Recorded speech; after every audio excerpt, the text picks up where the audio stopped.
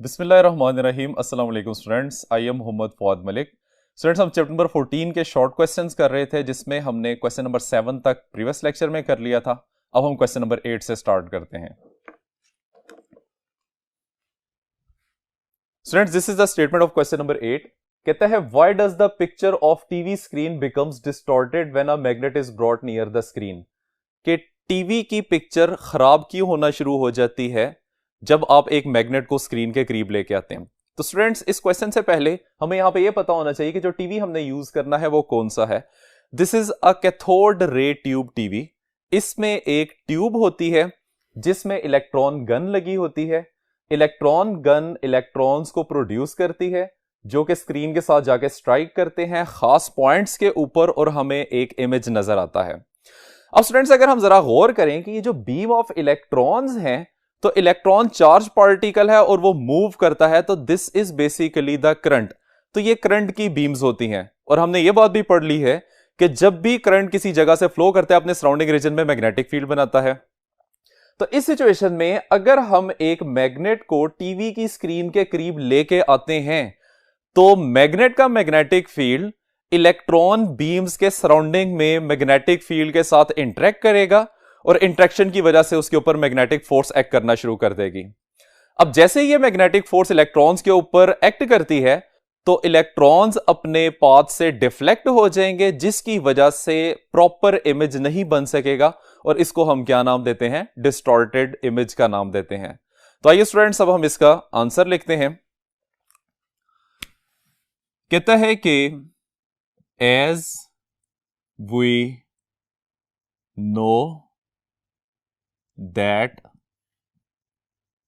the picture of TV is formed due to beam of electrons. When a magnet is brought near the screen, then field of magnet interacts with field of beam of electrons. So magnetic force acts on electrons which is given by F is equal to minus E into V cross B। तो इस force की वजह से वो कहता है hence the beam is deflected। Beam अपने normal path से डिफ्लेक्ट हो जाएगी, which results in the form of distortion in picture। तो स्टूडेंट्स, ये है जी क्वेश्चन नंबर 8 का आंसर। अब हम चलते हैं क्वेश्चन नंबर 9 की तरफ। स्टूडेंट्स, क्वेश्चन नंबर 9 में कहता है, Is it possible to orient a loop in a uniform magnetic field such that the loop will not tend to rotate? क्या आप करंट कैरिंग लूप को मैग्नेटिक फील्ड में इस तरह से रख सकते हैं कि वो रोटेट ना करे? तो स्टूडेंट, सबसे पहले इसमें हम इस बात को समझते हैं कि it will not tend to rotate. इससे क्या मतलब है? एक ऑब्जेक्ट तब ही रोटेट करता है जब उसके ऊपर रोटेशनल फोर्स लग रही हो, और रोटेशनल फोर्स को टॉर्क का नाम दिया जाता है। तो स्टूडेंट्स, हमने यहां पे टॉर्क का फॉर्मूला यूज करते हुए उसकी वैल्यू को जीरो करना है। वो किस ओरिएंटेशन के ऊपर, किस एंगल के ऊपर जीरो होता है, उसी एंगल को हम यहां पे एक्सप्लेन करेंगे। तो उसका आंसर लिखते हैं, yes it is possible since torque का फॉर्मूला होता है tau is equal to NIAB cos of alpha. लेकिन यहां पे उसने हमें अ लूप की बात की है, तो नंबर ऑफ टर्न्स को हम 1 रखते हुए इसका फॉर्मूला लिखेंगे IAB cos of alpha, where alpha is the angle between the plane of the loop and the magnetic field। अब स्टूडेंट्स हम अल्फा की क्या वैल्यू पुट करें कि टॉर्क का आंसर 0 आ जाए? तो डेफिनेटली अगर हम अल्फा की वैल्यू को 90 डिग्री पुट करते हैं तो इस सिचुएशन में टॉर्क की वैल्यू क्या आ जाएगी?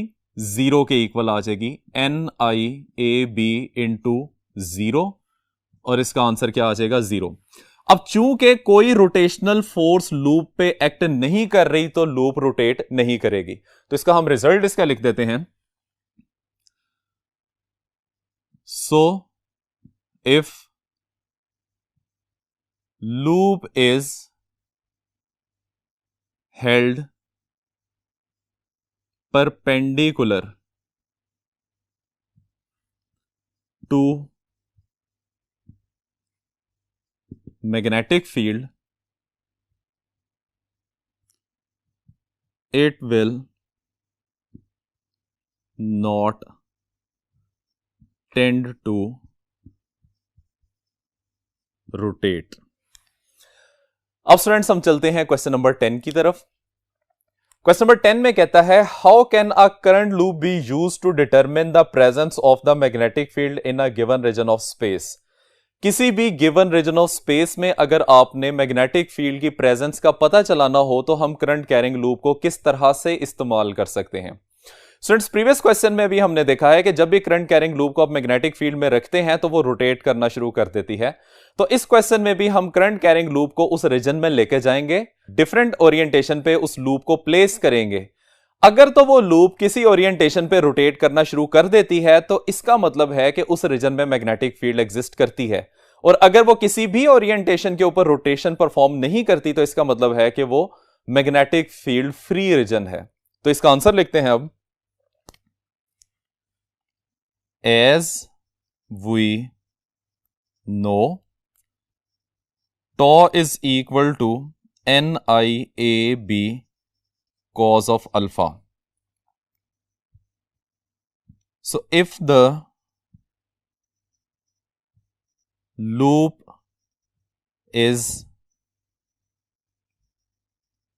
deflected in the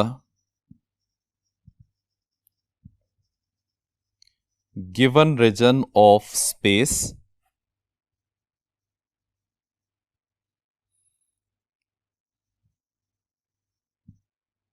which shows the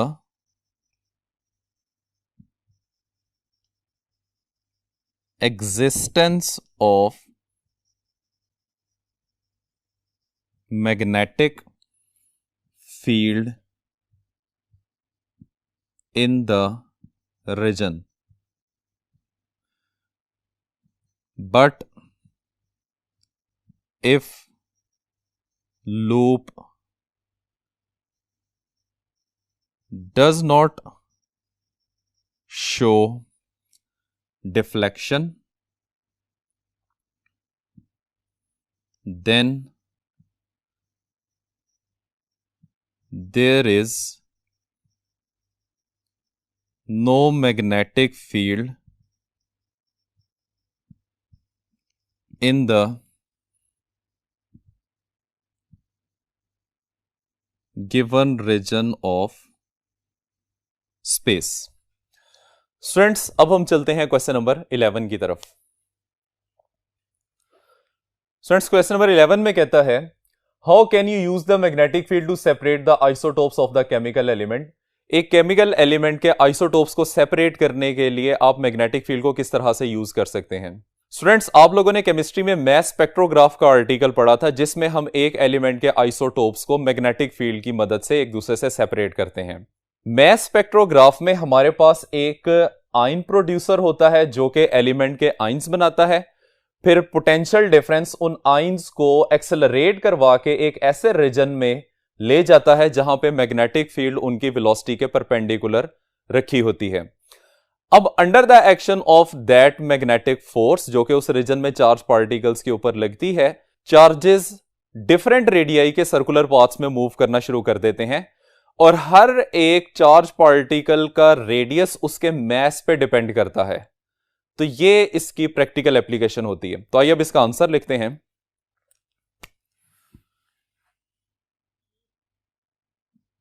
for this purpose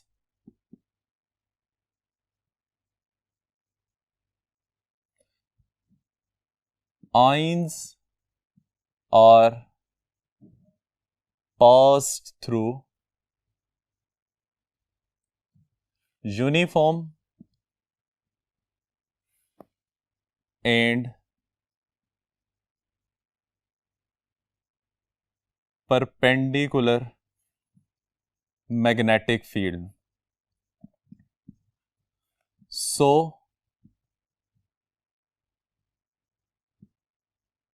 magnetic force acts on ions and they moves in circular path of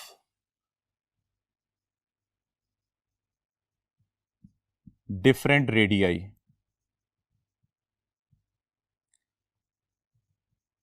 According to their masses.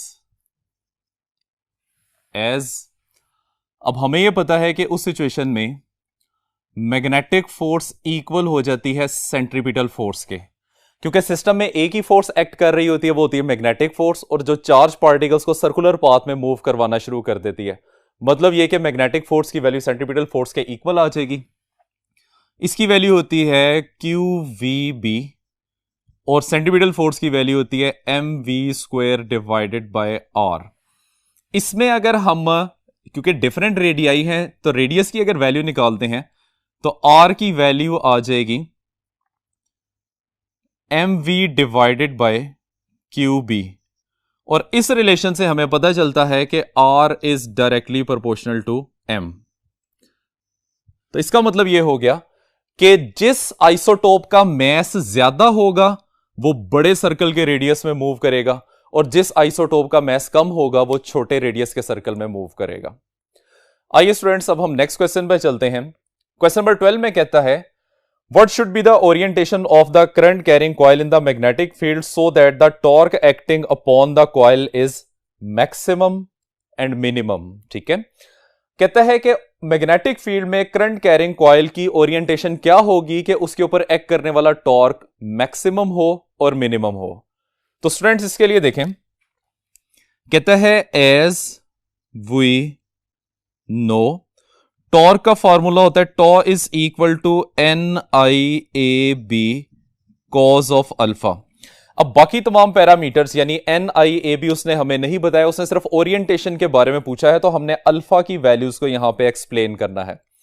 Alpha की क्या वैल्यू रखेंगे कि कॉज का answer maximum आ जाए, alpha की क्या value रखेंगे कि कॉज का आंसर मिनिमम आ जाए, यही दो बातें बस इसमें हमने एक्सप्लेन करनी है। तो पहले हम मैक्सिमम को एक्सप्लेन करते हैं।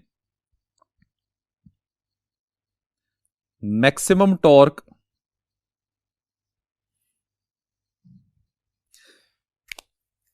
कहता है कि if loop is held parallel to magnetic field then torque will be maximum. और इसको हम लिख सकते हैं tau maximum that is equal to N I A B cos of angle कितना है 0, क्योंकि उसने हमें पैरेलल का कहा है।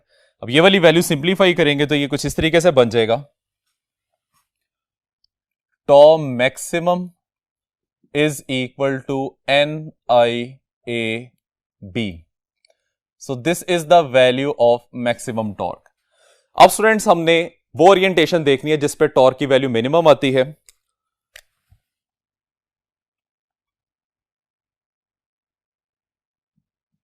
मिनिमम टॉर्क, पहले हमने लूप को पैरेलल रखा है तो टॉर्क मैक्सिमम आया है, अब हम लूप को परपेंडिकुलर रखते हैं तो टॉर्क की वैल्यू मिनिमम आ जाएगी। तो आंसर इसका बन जाएगा, if loop is held perpendicular to magnetic field then torque will be minimum। तो अल्फा की वैल्यू इस केस में आ जाएगी 90 degree. So tau minimum that is equal to N I A B cos of 90, और कॉज 90 पे students हमें पता है कि वैल्यू 0 दे देता है, तो इसका आंसर क्या आ जाएगा, 0 के इक्वल आ जाएगा। स्टूडेंट्स ये था जी हमारे पास क्वेश्चन नंबर 12। अब हम देखते हैं क्वेश्चन नंबर 13 को।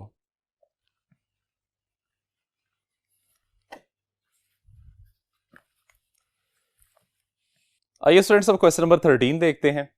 क्वेश्चन नंबर 13 में कहता है a loop of wire is suspended between the poles of a magnet. एक लूप ऑफ वायर है जिसको आपने मैग्नेट के पोल्स के दरमियान में सस्पेंड किया हुआ है, with its plane parallel to the pole faces, और लूप का प्लेन पोल के फेसेस के साथ पैरेलल है। What happen if the direct current is put through the coil. अगर आप कॉइल में से डायरेक्ट करंट को फ्लो करवाते हैं तो क्या होगा। What happen if N alternating current is used instead. अगर डायरेक्ट करंट की जगह पे आप अल्टरनेटिंग करंट यूज कर लें तो क्या होगा। तो स्टूडेंट्स इसमें सबसे पहले यह बात बहुत इंपॉर्टेंट है कि हमें पता चले कि बेसिकली लूप की ओरिएंटेशन किस तरह से है। उसके लिए देखिए हमारे पास एक नॉर्थ पोल है और एक साउथ पोल है, और इनके फेसेस भी आपको नजर आ रहे हैं। हमने इसके अंदर लूप को इस तरह से रखना है कि लूप का प्लेन इन पोल्स के फेसेस के साथ पैरेलल हो, तो हमारे पास कुछ ओरिएंटेशन इसकी इस तरीके से बनेगी। अब अगर हम मैग्नेटिक फील्ड लाइंस को ड्रॉ करते हैं तो हमें नजर आ रहा है कि मैग्नेटिक फील्ड का प्लेन ऑफ द लूप के साथ एंगल 90 का बन रहा है। अब जब भी एंगल 90 का बनता है तो हमें पता है टॉर्क की वैल्यू 0 हो जाती है। अब जब टॉर्क 0 हो जाएगा तो इसका मतलब यह है कि लूप में किसी किस्म की रोटेशन नहीं होगी अगर आप इसमें अल्टरनेटिंग करंट पास करवाते हैं या आप इसके अंदर डायरेक्ट करंट पास करवाते हैं। तो स्टूडेंट्स आइए अब हम इसका आंसर लिखते हैं। आंसर इसका बनेगा, the loop will not tend to rotate because loop is perpendicular to magnetic field, in this case so tau is equal to NIAB cos of alpha, और अल्फा की वैल्यू परपेंडिकुलर होने की वजह से 90 बन जाएगी और टॉर्क की वैल्यू हो जाएगी 0।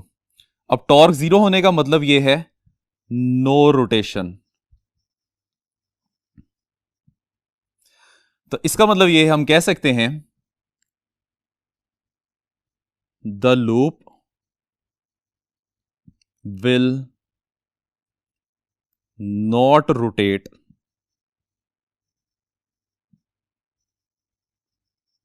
either by alternating current or direct current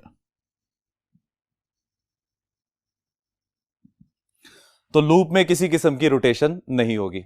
आइए स्टूडेंट्स हम नेक्स्ट क्वेश्चन पे चलते हैं। क्वेश्चन नंबर 14 में कहता है why the resistance of an M meter should be very low. M meter की रेजिस्टेंस बहुत ज्यादा लो क्यों होनी चाहिए? अब स्टूडेंट्स के लिए देखिए कि एम मीटर बेसिकली एक करंट मेजरिंग डिवाइस है जिसको सर्किट में हमेशा सीरीज कॉम्बिनेशन में लगाया जाता है। अब अगर हम सपोज कर लें कि एम मीटर की रेजिस्टेंस ज्यादा है तो जितना भी सर्किट का करंट होगा वो एम मीटर में से पास करके गुजरेगा and due to the high resistance of M meter current consume होना शुरू हो जाएगा और करंट की जो वैल्यू हमने मेजर करनी है वो हम एक्यूरेटली मेजर नहीं कर सकते। तो इसी वजह से हम कहते हैं कि जब भी आप एम मीटर को सर्किट में लगाते हैं तो इसकी रेजिस्टेंस बहुत ज्यादा कम होनी चाहिए ताकि एम मीटर के अक्रॉस किसी किस्म की करंट वेस्ट ना हो।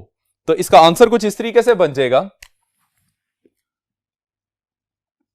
Since M meter is connected in series in the circuit to measure current if resistance of ammeter is not very low, it will not very low, it will become load and decreases the current of circuit which is to be measured। तो ये circuit के current को load बन के decrease कर देता है जिसको हमने मेजर करना होता है, तो इसकी वजह से करंट को एक्यूरेटली मेजर नहीं किया जा सकता। इस वजह से एम मीटर की रेजिस्टेंस लो होनी चाहिए। आइए स्टूडेंट्स अब हम क्वेश्चन नंबर 15 पे चलते हैं। क्वेश्चन नंबर 15 में कहता है why the volt meter should have a very high resistance. Volt meter की रेजिस्टेंस बहुत ज्यादा हाई क्यों होनी चाहिए? तो उसके लिए स्टूडेंट्स देखिए कि जब भी आपने दो पॉइंट्स के दरमियान में पोटेंशियल डिफरेंस मेजर करना होता है तो हम वोल्ट मीटर को यूज करते हैं और वोल्ट मीटर को सर्किट में हमेशा पैरेलल कॉम्बिनेशन में लगाया जाता है। अब पैरेलल कॉम्बिनेशन से करंट को बैटरी के पॉजिटिव टर्मिनल से गुजर के नेगेटिव टर्मिनल तक जाने के लिए एक अल्टरनेटिव पाथ मिल जाता है। अब फर्ज कर लें कि वोल्ट मीटर की रेजिस्टेंस अगर कम होगी तो करंट सर्किट में से गुजरने की बजाय वोल्ट मीटर में से पास करना शुरू कर देगा और वोल्ट मीटर लोड बन के सर्किट के करंट को कंज्यूम करना शुरू कर देगा और पोटेंशियल की वैल्यू डिक्रीज होना शुरू हो जाती है। तो इस वजह से हम क्या करते हैं कि वोल्ट मीटर की रेजिस्टेंस को इतना ज्यादा हाई कर देते हैं कि कोई भी करंट वोल्ट मीटर में से पास ना करे। अब जब कोई भी करंट वोल्ट मीटर में से पास नहीं करेगा तो जिन दो पॉइंट्स के अक्रॉस आपने वोल्ट मीटर को कनेक्ट किया हुआ है उस पे एग्जैक्ट पोटेंशियल डिफरेंस की वैल्यू हम मेजर कर सकते हैं। तो इस वजह से हम वोल्ट मीटर की रेजिस्टेंस को हमेशा हाई रखते हैं। तो इसका आंसर कुछ इस तरीके से बनेगा, as voltmeter is connected in the circuit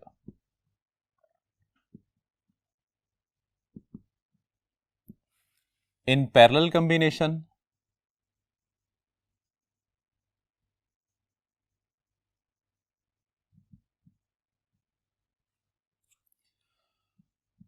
so it provides an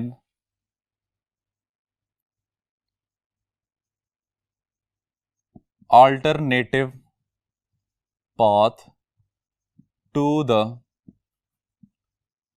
flow of current। if the resistance of voltmeter is low, then it will alter the potential difference between the points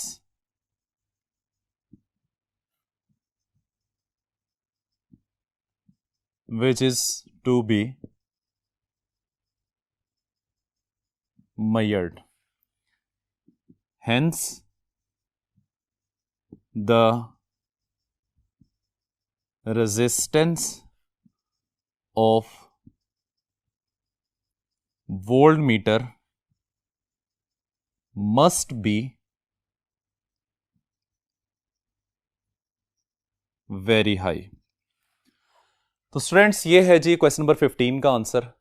यहां तक था आज का हमारा lecture. उम्मीद करते हैं कि आपको समझ आ गया होगा।